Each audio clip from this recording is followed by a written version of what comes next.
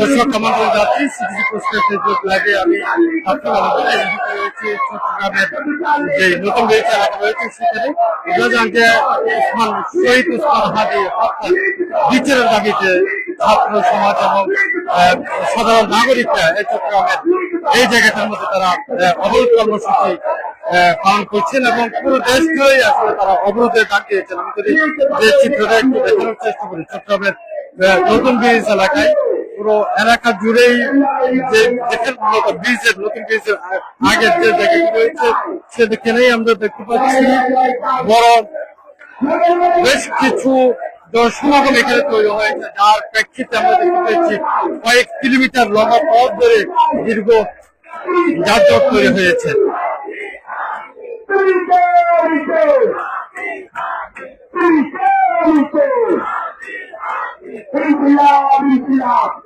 দর্শক আপনারা জানেন যে শরীফ ওসমান হাদি হত্যা মামলার প্রধান আসামি ও তার সহযোগী ইতিমধ্যে ঢাকা মহানগর পুলিশ পিএমপি তাদের পালাতে সহযোগিতা করেছেন ভারতের দুই নাগরিক। মেঘালয় পুলিশ ওই দুই ভারতীয় নাগরিককে ইতিমধ্যে গ্রেপ্তার করেছে। সেটি জানিয়েছেন আজকে সকালে যে বিএনপির পক্ষ থেকে এক বিবৃতির মাধ্যমে। এবং গতকাল তথ্য সম্প্রচার মন্ত্রণালয়ের উপদেষ্টা রিজওয়ানা হাসান তিনিও বলেছেন আসলে 7 জানুয়ারির মধ্যে হাদি হত্যার খুনিকে তারা বিচারের আওতায় আনবেন। সেরকম একটি গতকাল যে আন্দোলনরত শিক্ষার্থীরা ছিলেন তাদের উদ্দেশ্যে তিনি জানিয়েছিলেন। সেটি গতকাল রাতে ঢাকায় যখন আন্দোলনরত শিক্ষার্থীরা অবস্থান করছিলেন সেখানে গিয়ে রিজওয়ানা হাসান জানান গত 7 জানুয়ারির মধ্যে হাদি হত্যা মামলা চার্জশিট দেওয়া হবে। যদি আসলে বেশ কিছুদিন যাবৎ পুরো দেশ জুড়ে উত্তাল হাদি হত্যার বিচারের দাবিতে আমরা গতকাল দেখেছিলাম ঢাকায় এবং চট্টগ্রামের যে নিউ মার্কেট মোড় সেখানেও ছাত্র জনতা সেখানেও অবস্থান কর্মসূচি ডাক দিয়েছিলেন এবং আজকে অর্থাৎ রোববার সারা দেশের বিভাগীয় শহরগুলোতে সড়ক অবরোধের ডাক দিয়েছেন। তার প্রেক্ষিতে চট্টগ্রামের এই গুরুত্বপূর্ণ সড়ক চট্টগ্রামের দক্ষিণ চট্টগ্রামের একেবারে কেন্দ্রীয় যে জায়গাটি আসলে এই যে চট্টগ্রামের নতুন ব্রিজ এলাকা সেখানে অবস্থান করছেন ছাত্র জনতা। বিভিন্ন জায়গা থেকে শিক্ষার্থীরা এখানে এসেছে, তারা স্লোগানে মুখরিত হয়ে উঠেছে। জায়গাটি তারা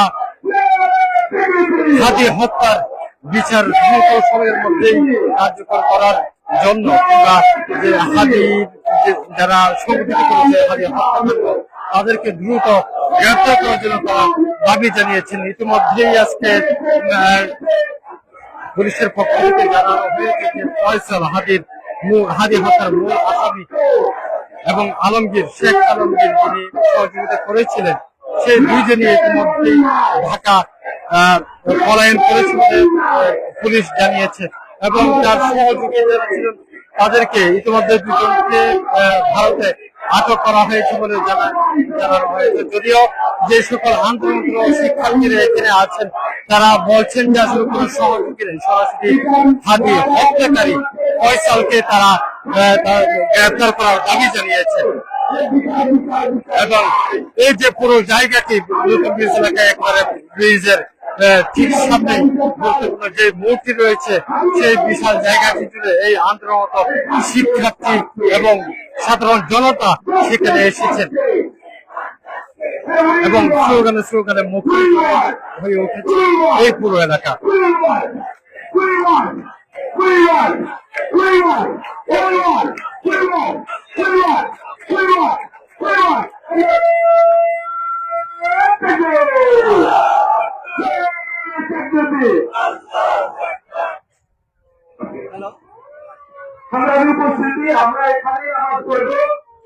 দর্শক আপনারা দেখতে পাচ্ছি শহরের যে নতুন ব্রিজ এলাকা রয়েছে ঠিক তার সামনেই বিশাল এই জনসমাগম। সেখানে বিভিন্ন জায়গা থেকে ছাত্র জনতা তারা এখানে এসেছেন, স্লোগানে পুরো এলাকা মুখরিত হয়ে উঠেছে এবং এই পর্যায়ে নামাজের জন্য 10 মিনিটের একটি বিরতি দেওয়া হয়েছে। আর পরপর আবারও শুরু হয়ে যাবে তাদের যে স্লোগানের যে তাদের যে দাবি আদায়ের যে ডাক সেটি আবারও শুরু হবে অল্প কিছুক্ষণের মধ্যেই। এখন আসরের জামাত অনুষ্ঠিত হবে, কিছুক্ষণ আগে আজান হয়েছে এবং নতুন ব্রিজের ঠিক সামনে দেখতে পাচ্ছেন আসলে বিশাল জায়গা জুড়ে এখানে লম্বা পথ জুড়ে দীর্ঘ জ্যাম তৈরি হয়েছে কয়েক কিলোমিটার ধরে। আমরা দেখেছি একেবারে যে নতুন ব্রিজটি রয়েছে, নতুন ব্রিজটা পুরোপুরি এখন আসলে একেবারে জ্যাম। এবং অন্যদিকে এই পাশে যদি বলি প্রায় মহল্লাহাটের ঠিক সামনে পর্যন্ত লম্বা একটি জ্যাম তৈরি হয়েছে। সুতরাং এই পথ দিয়ে যারা এখন আসা যাওয়া করছেন তাদেরকে একটু হয়তো তাদেরকে অন্য পথ বেছে নিতে হবে। অল্প কিছুক্ষণের মধ্যে এখানে নামাজ অনুষ্ঠিত হবে আসরের জামাত, এরপরেই আবারও শুরু হবে তাদের যে ঘোষিত এই অবস্থান কর্মসূচি।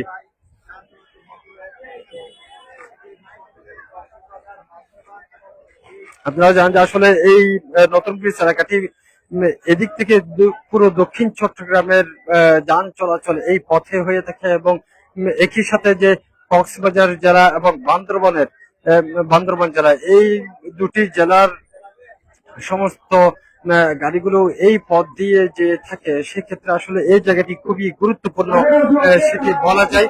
এবং যেহেতু একটি বছরের শেষ সময় এবং স্কুলের ছুটি, একই সাথে বড়দিনের একটি আনন্দের জোয়ার চলছিল, তার প্রেক্ষিতে আমরা দেখেছি প্রচুর পরিমাণ পর্যটক রয়েছেন যারা জ্যামের মধ্যে আটকা পড়েছেন। কেউ কক্সবাজারের উদ্দেশ্যে যাত্রা করছেন এবং কেউ কক্সবাজার থেকে ফিরছেন, কেউ বান্দরবন থেকে ফিরছেন। তো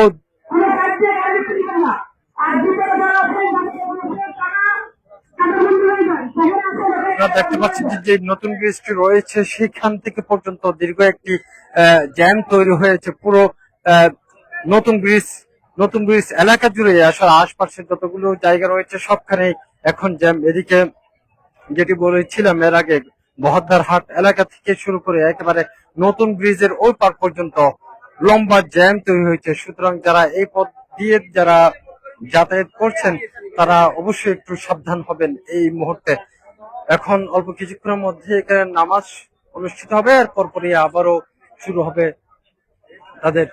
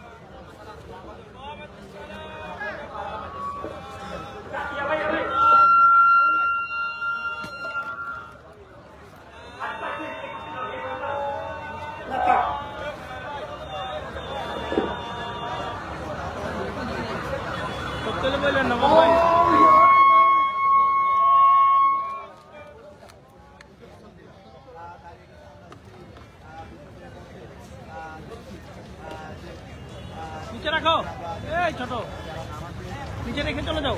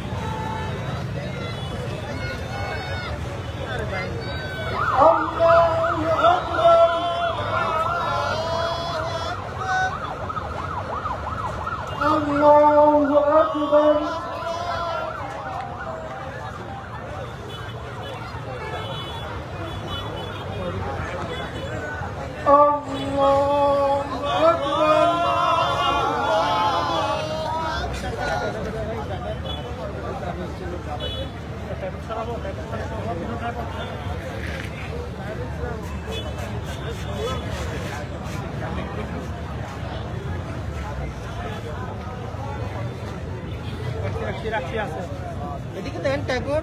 লাগবে আপনার? হ্যাঁ লাগবে।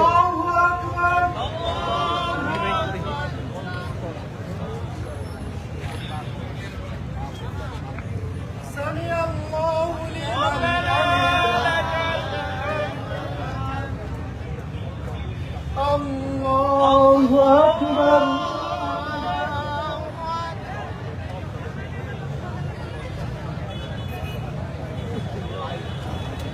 আল্লাহু আকবার।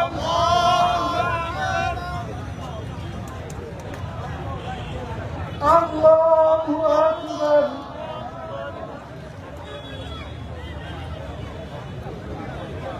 আল্লাহু আকবার।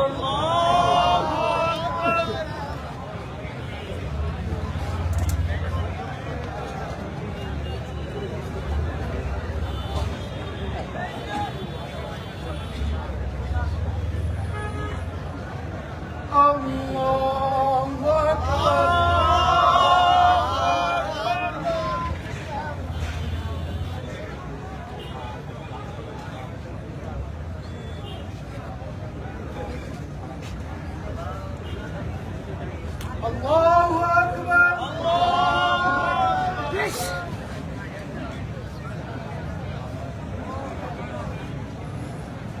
Sami Allahu liman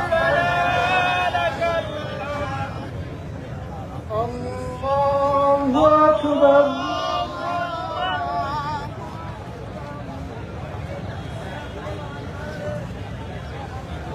Allahu Akbar.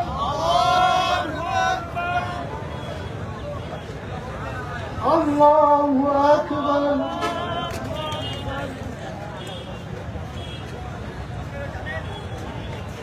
Allahu Akbar.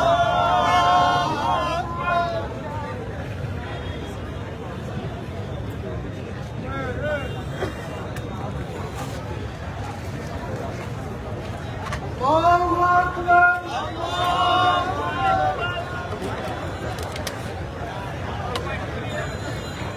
Sami Allahu liman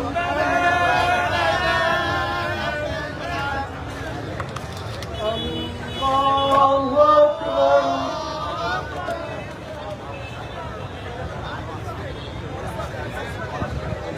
Allahu Akbar. Allahu Akbar.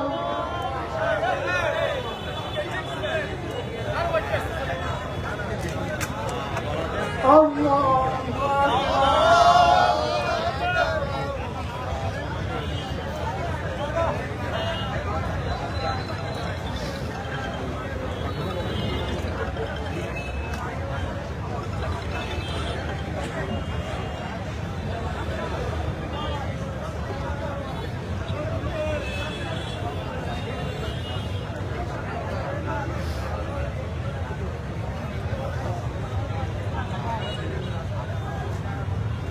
السلام عليكم ورحمة الله. السلام عليكم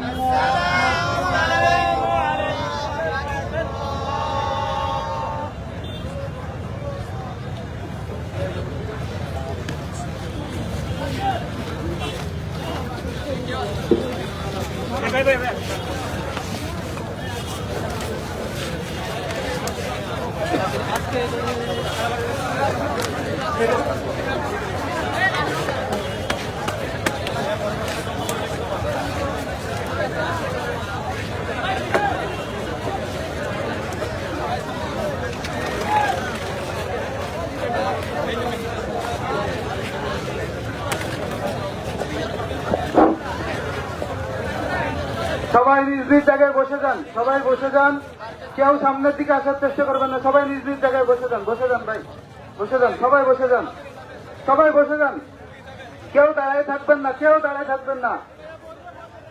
শৃঙ্খলা টিমকে অনুরোধ করবো সবাইকে বসিয়ে দেওয়ার জন্য। সবাই বসে যান। মেয়েদের পিছনে কেউ থাকবেন না, আপুদের পিছনে কেউ থাকবেন না, সবাই সামনের দিকে চলে আসেন। সবাই বসে যান।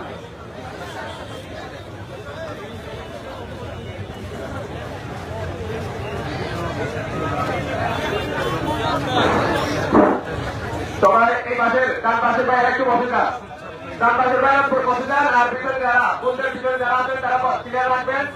একের উপরে যে বাইরে কেউ আশেপাশে ভাইয়া এই যে বসে যান, ভাইয়া বসে যান। আচ্ছা, যারা বসে তাদের একটু সহযোগিতা করবেন। আর যারা বসে যান বসে যান, সবাই বসে যান। বসে গেলে আমাদের প্রোগ্রাম চলবে, আমাদের অবরোধ চলবে ততক্ষণ না আমাদের এই জায়গায় বুঝতে আমাদের চলবে। ভাই মাঝখানে এবং আশেপাশে সন্ন্যতারা হয়ে যারা দাঁড়িয়ে আছে, আল্লাহ বসে যান। আমার হাতের ডান পাশে হ্যাঁ হ্যাঁ, যারা বসে আছেন একটু একটু করে পিছনে যান, আমার সামনে একটু জায়গা দরকার। যারা সামনে বসে আছেন একটু একটু করে পিছনে যান, আমার সামনে যান।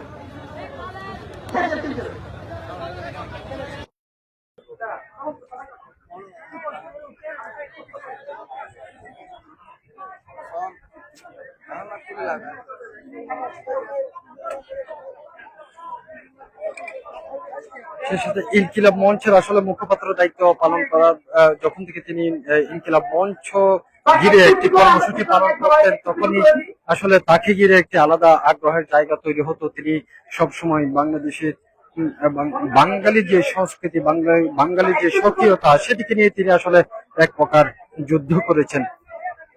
তো এখান থেকে কিন্তু তার আলাদা একটি জনপ্রিয়তা তৈরি হয় পুরো দেশ জুড়ে।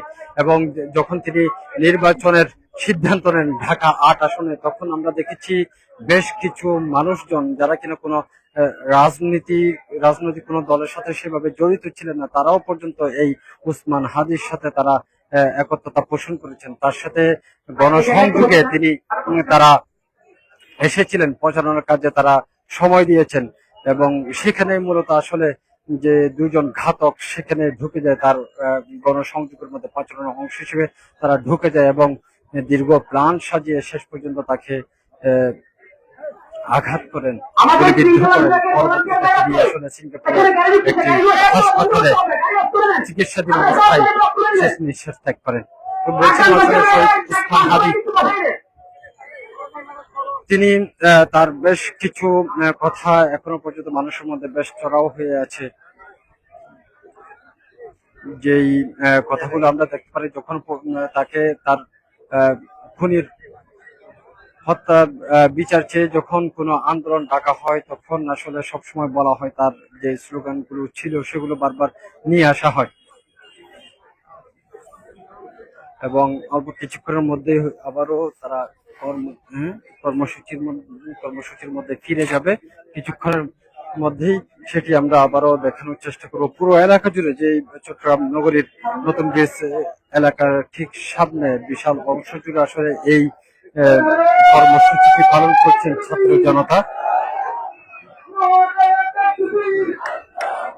যেখানে আমরা দেখতে পাচ্ছি ইনকিলাব মঞ্চ, চট্টগ্রাম বিশ্ববিদ্যালয় ও চট্টগ্রাম মহানগর শাখা সদস্যরা তারা এখানে এসেছেন। এবং একই সাথে সাধারণ জনগণকেও আমরা বেশ কিছু দেখতে পেয়েছি। এখানে অনেকে স্লোগান করছে, আমি কে হাদি হাদি, সেইভাবে স্লোগান পুরো এলাকা মুখরিত হয়ে উঠেছে। আমরা এর আগেও দেখিয়েছিলাম আসলে পুরো নতুন ব্রিজ, পুরো এলাকা জুড়ে আসলে দীর্ঘ জ্যাম তৈরি হয়েছে। যে নতুন ব্রিজটি রয়েছে, নতুন ব্রিজের উপরে গাড়ি সেখানে জ্যামের মধ্যে আটকা আছে এবং অপর পাশে প্রায় কয়েক কিলোমিটার ধরে বহদ্দারহাট এলাকা পর্যন্ত আসলে দীর্ঘ জ্যাম তৈরি হয়েছে। এদিকে সদরঘাট পর্যন্ত লম্বা জ্যাম আছে।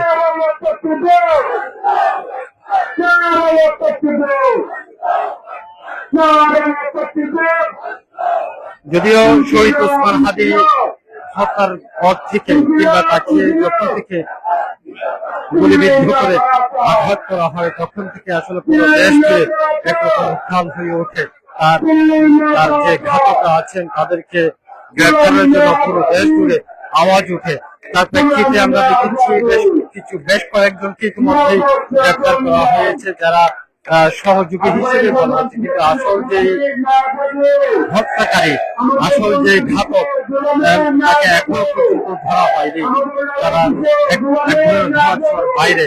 আজ যেটি ঢাকা মেট্রোপলিটন পুলিশ জানিয়েছেন, এই হত্যাকারীরা ইতিমধ্যে তারা ঢাকায় পৌঁছে গিয়েছে এবং সেখান থেকে আসলে এখানে যে সকল ছাত্র জনতা রয়েছেন তারা বলছেন যে এটি পরিষ্কার দেশের প্রশাসনের দুর্বল অবস্থান সেটি একরকম পরিষ্কার করে।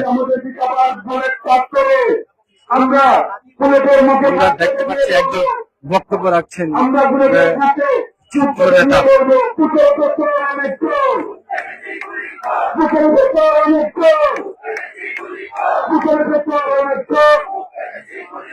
আমরা সবাই হাজির হবো, আমরা সবাই হাজির হবো, আমরা সবাই হাজির হবো, আমরা সবাই হাজির হবো। দলের মুখে কথা বলো,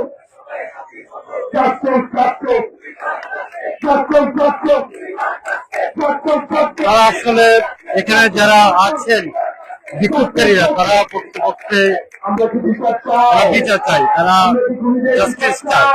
সেই প্লেকার্ডটি আমরা এখানে যে সকল আন্দোলনকারীরা রয়েছেন, বিক্ষোভকারীরা রয়েছেন, তাদের মধ্যে সেই প্লেকার্ডগুলো রয়েছে। কেউ লিখে এনেছেন we want justice for Hadi, justice for Hadi, we are Hadi, Hadi হত্যার বিচার চাই। এবং বেশ কিছু প্লেকার্ড আমরা দেখতে পাচ্ছি এখানে। এবং এই যে বিক্ষোভ সেটি প্রায় দুপুর 2টা নাগাদ শুরু হয়েছে এবং এখনো পর্যন্ত চলছে। সেটি যে শুধুমাত্র চট্টগ্রামেই হচ্ছে এমনটি নয়, সারা দেশের যতগুলো বিভাগীয় শহর রয়েছে প্রত্যেকটি বিভাগীয় শহরে এই আন্দোলনগুলো এখন হচ্ছে এবং সড়ক অবরোধ কর্মসূচির যে ডাকটি দিয়েছিল গতকাল সেটি মূলত এখন পালন হচ্ছে। এবং গতকালকে চট্টগ্রামের যে গুরুত্বপূর্ণ স্থান অর্থাৎ নিউ মার্কেট মোড়, সেখানেও আমরা দেখেছিলাম অবস্থান কর্মসূচি, সেখানে প্রচুর পরিমাণ ছাত্র জনতা অবস্থান করেছিলেন। এছাড়া গতকাল ঢাকাও আন্দোলন হয়েছিল, শাহবাগে আন্দোলন হয়েছে, সেখানে গতকাল ঢাকায় রাতেই দেখতে পেয়েছিলেন রাতে সম্প্রচার মন্ত্রণালয়ের উপদেষ্টা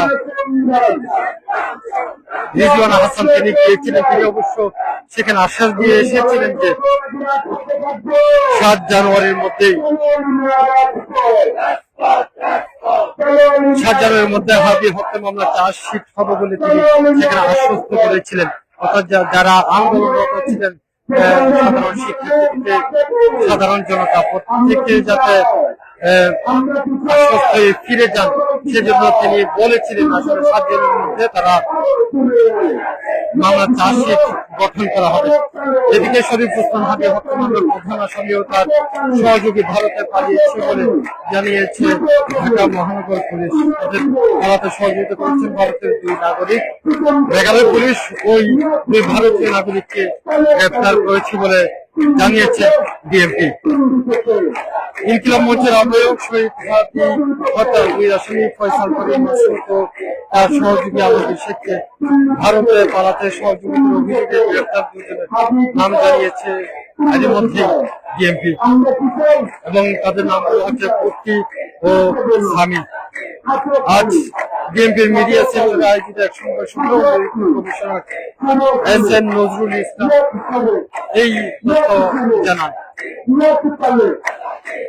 এবং স্পষ্টতা বোঝাচ্ছে আসলে এই যে মিডিয়া বিবৃতি সহযোগী হাদি হত্যা খুনিদের সহযোগীদের আটক করা এবং 7 জানুয়ারির মধ্যে হাদি হত্যা মামলা চার্জশিট দেওয়ার যে কথা বলা, এত কিছুটি আসলে যে সকল শিক্ষার্থীরা, যে সকল শিক্ষার্থী, সাধারণ ছাত্র জনতা, তারা আসলে সেটিতে কোনোভাবে আশ্বস্ত হয়নি। সেটি আসলে এক ধরনের সেটি পরিষ্কার করে বলা যায়, যার প্রেক্ষিতে আমরা দেখতে পাচ্ছি এখনো পর্যন্ত চট্টগ্রামের যেই নতুন ব্রিজ এলাকা সেখানে সড়ক অবরোধের ডাক দেওয়া হয়েছে গতকাল এবং সেটি পুরো দেশের বিভাগীয় যে সকল বিভাগীয় শহরগুলো রয়েছে সবগুলোতে আসলে অবরোধে ডাক দেয়। তার প্রেক্ষিতে আজ ঢাকা সহ অন্যান্য বিভাগীয় শহরগুলোতেই দুপুর 2টা নাগাদেই সড়ক অবরোধ শুরু হয় এবং তার প্রেক্ষিতে চট্টগ্রামের এই যে নতুন ব্রিজ এলাকা সেখানে এখন সড়ক অবরোধ কর্মসূচি পালন করছেন ছাত্র জনতা।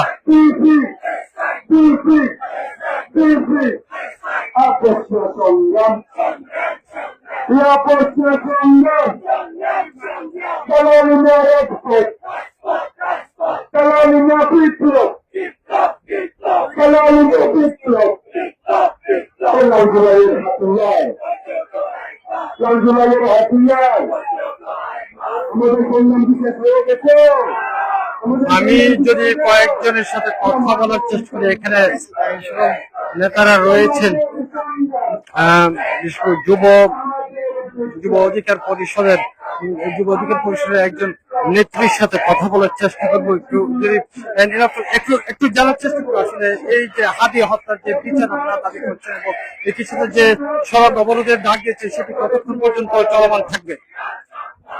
আমরা আজকে রাত 9টা পর্যন্ত এখানে অবরোধ কর্মসূচি পালন করবো।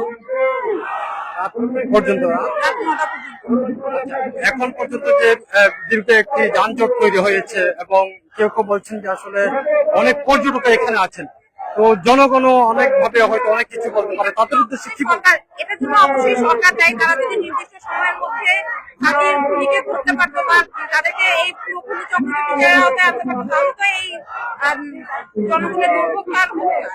এর দায় সম্পূর্ণ সরকারের। জনগণের উদ্দেশ্যে কি বলবেন? জনগণের উদ্দেশ্য বলবো যে জুলাইয়ে আপনারা যেমন ন্যায়ের পক্ষে ছিলেন, এখন আপনারা ন্যায়ের পক্ষে থাকেন। আপনাদের এই সাময়িক অসুবিধার জন্য আমরা খুবই দুঃখ প্রকাশ করছি, কিন্তু আসলে আমাদের দেয়ালে পিঠ থেকে গিয়েছে, যার কারণে আমরা রাস্তায় পড়ার টেবিল ছেড়ে আবার রাস্তায় নেমে আসতে বাধ্য হয়েছি। ধন্যবাদ। দর্শক, শুনছিলাম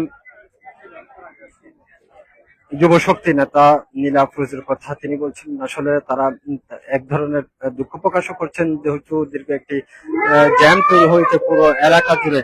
তবে সেটির জন্য তিনি স্পষ্ট করে জানিয়েছেন এটি অবশ্যই যে সরকার রয়েছেন মূলত সরকারই দায়ী। এত দীর্ঘ সময় কেন লাগছিল যে এই